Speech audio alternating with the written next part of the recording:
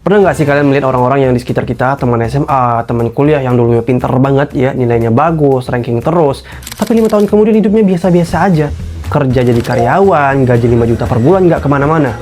Dan ini bukan hinaan ya, disclaimer dulu, ini cuma realita dan kebanyakannya seperti itu. Dan sebaliknya ada juga yang orang yang dulunya nilainya biasa-biasa aja, bahkan ya sering bolos, tapi beberapa tahun kemudian justru jadi orang yang sukses. Punya usaha, punya bisnis yang besar, punya uang, hidupnya naik kelas, hidupnya berubah ya kan. Dan yang jadi pertanyaan itu kenapa bisa begitu ya kan? Apa yang salah dengan nilai tinggi? Kenapa sistem pendidikan ini seolah-olah nggak menjamin kesejahteraan hidup gitu? Kenapa orang pintar di sekolah belum tentu kaya di dunia nyata, besok di kehidupan selanjutnya kan gitu kan? Maksudnya di umur yang ya masa depan itu kenapa nggak bisa jadi kaya gitu ya kan? Kenapa stagnan di 5 juta aja per bulan? Anggap seperti itu, rata-rata seperti itu emang ya kan? Tapi nggak semua sih ya kan? Dan kalau kalian masih berpikir bahwa nilai bagus adalah tiket otomatis menuju kesuksesan dan kekayaan, kalian wajib nonton video ini sampai habis. Karena hari ini kita bakal bahas sisi gelap dunia kerja dan dunia nyata yang hal-hal yang nggak pernah diajarkan di ruang kelas. Di mana letak kesalahannya? Apakah sistem pendidikannya? Atau justru mindset kita sendiri, ya kan? Nah, di video kali ini kita bakal bahas itu semua. Oke, kita lanjut aja. Poin pertama adalah market tidak membayar kepintaran, ya kan? Ya, ini kita harus ubah nih pola pikirnya. Jadi market itu, ya kan, manusia itu tidak membayar kepintaran, tapi solusi yang kita berikan. Jadi kesalahan pertama yang paling sering dilakukan oleh mahasiswa dengan IPK tinggi atau siswa-siswa yang dulunya juara, pinter banget adalah mereka terlalu fokus kepada knowledge bukan value. Mereka sibuk ngumpulin pengetahuan, tapi lupa membangun skill yang benar-benar dibutuhkan pasar. Di kampus kamu dibayar dengan nilai kalau bisa jawab soal ujian. Tapi di dunia nyata, market itu cuma peduli satu hal aja. Seberapa besar masalah yang bisa kamu selesaikan. Seseorang bisa saja punya IPK tinggi, hafal teori ekonomi, paham sejarah ekonomi dunia, pengetahuannya luas, banyak, tapi perusahaan nggak butuh itu. Perusahaan itu lebih butuh orang yang bisa naikin omset 20% bulan depan. Bantu jualan lebih laku, ngurangin biaya operasional, bikin sistem kerja lebih efisien. Kalau IPK tinggi kamu nggak sebanding dengan kemampuan menghasilkan uang, jangan kaget kalau gaji kamu stagnan. Ingat satu hal, gaji itu berbanding lurus dengan tingkat kesulitan masalah yang bisa kamu pecahkan. Sama kayak di kantor, office boy bisa disuruh nyapu, itu wajar. Tapi kalau disuruh ngedit video, ya belum tentu bisa. Sebaliknya, editor bisa disuruh nyapu.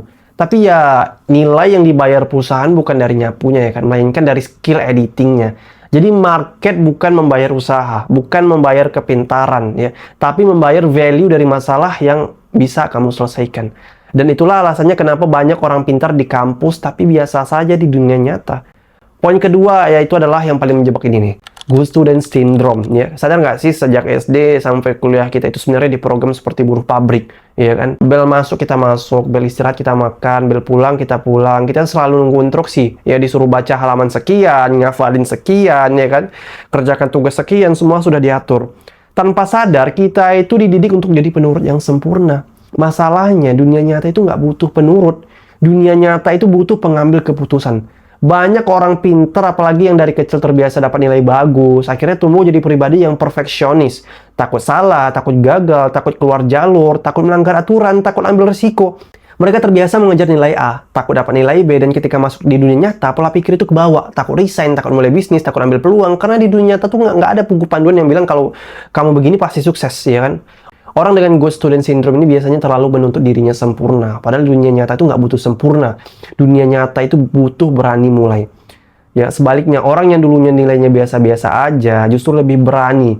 Mereka nggak punya beban untuk terlihat sempurna. Mereka berani gagal, berani coba, berani salah, dan berani melawan aturan yang nggak masuk akal, ya kan? Karena mereka paham satu hal penting. Di dunia nyata, keberanian untuk memulai jauh lebih berharga daripada kesempurnaan yang nggak pernah jalan, ya. Studi The Millionaire Mind oleh Dr. Thomas ya, Stanley dalam surveinya terhadap para jutawan berani mengambil resiko yang terukur, menempati urutan yang jauh lebih tinggi sebagai faktor kesuksesan dibandingkan kecerdasan akademik, ya kan?